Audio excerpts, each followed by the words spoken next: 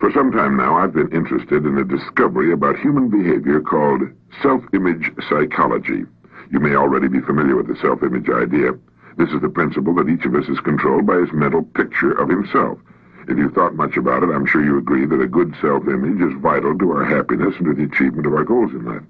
But if you aren't yet familiar with this new idea, let me introduce it by quoting my old friend Dr. Maxwell Maltz, who said, "The most important psychological discovery of this century is the discovery of the self-image." Our self-image is our own conception of the sort of person I am. Each of us builds a self-image out of his beliefs about himself. It's unconsciously formed from past experiences, our successes and failures, our humiliations and triumphs. It determines the way we interpret other people's reactions to us. In short, this mental picture we have of ourselves turns out to be a kind of life-governing device.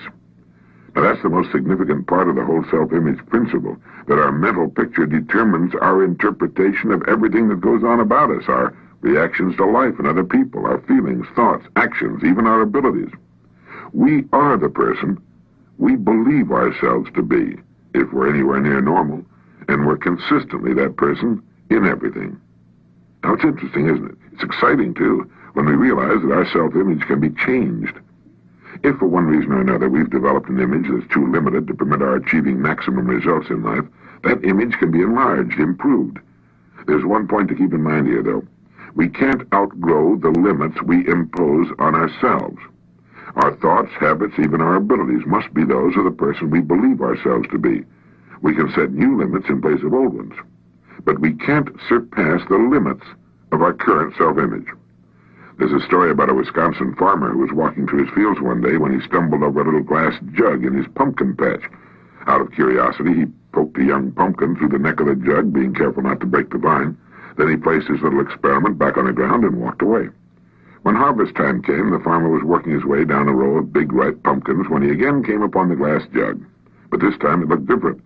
Picking it up, he discovered that the young pumpkin he had poked inside now completely filled its glass prison. Having no more room, it had stopped growing. The farmer broke the jug and held in his hand a runt pumpkin, less than half the size of all the other pumpkins and exactly the shape of the jug. Well, people aren't pumpkins, but our self-image is something like that jug. It determines the size and kind of person we become. The similarity ends with the fact that we can remove our self-imposed limitations by enlarging our self-image. We form a mental picture of ourselves through experience, and we can change that picture the same way, through experience. If the actual experience we need is not available to us, we can, according to self-image psychology, create that experience synthetically. Now, scientists agree that the human nervous system is incapable of distinguishing between actual experience and the same experience imagined vividly and in complete detail. Worry is a good example of this synthetic experience. When a person worries about something, he projects himself mentally, emotionally, even physically, into a situation that hasn't even occurred.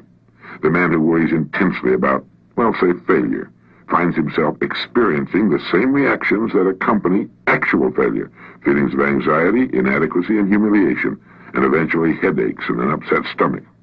As far as his mind and body are concerned, he has failed, and if he worries about it long enough, if he concentrates on failure intensely enough, he will upset himself to the extent that he will fail, and he'll get sick. Now, everything can be used in either of two ways, positively or negatively, constructively or destructively. Worry is the negative use of creative imagination. It's a negative synthetic experience.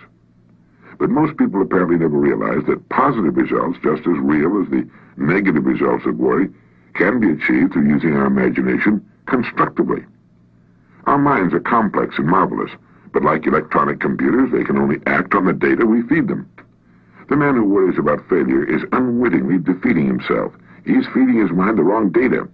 If he spent the same amount of time visualizing success as he spends thinking about failure, he could reverse the process of synthetic experience. Instead of anxiety, he could develop confidence, self-assurance, poise, and a feeling of well-being would replace apprehension. By concentrating on the success he desires, by synthetically experiencing that success, he can expand his self-image into that of a person for whom success is normal, expected. Why not practice holding the self-image of the person you most want to become? This is the person you can become. If you feel you'd like to enlarge your self-image, then I'd like to invite you to join me in some image building. During the next few weeks, listen to this message at least once a day. This way you'll firmly implant in your mind the concept of the self-image. Use your spare moments to concentrate on your goals and the greater success you seek. Analyze your past successes and formulate ways your success can be increased in the future. While on the way to work, between appointments, while waiting to see a client, these are all excellent times for directing your attention to positive, constructive thoughts. Put more into the positive use of your imagination than you ever put into its negative use, worry. You're merely reversing the same creative process. Now it's working for you instead of against you. Now, since the mind works best when we feed it only one set of instructions, do not worry if you can help it during the course of this exercise. Your creative imagination can enlarge your self-image appreciably in just 3 weeks, and it will if you just let it. Nobody pokes us into glass prisons beyond which we can't grow, but all too often, almost unknowingly, we set unnecessary limits for ourselves by holding a self-image that's restricted, inadequate for the full realization of our potentialities. Each of us is, at this moment, the product of all his thoughts and experiences and environment up to this point. Through thought, we can control to an almost unbelievable degree both our experience and our environment from here on. Whether or not we choose to direct our own course through life is entirely up to us. The important thing is to know that it can be done. This is Earl Nightingale, and thank you.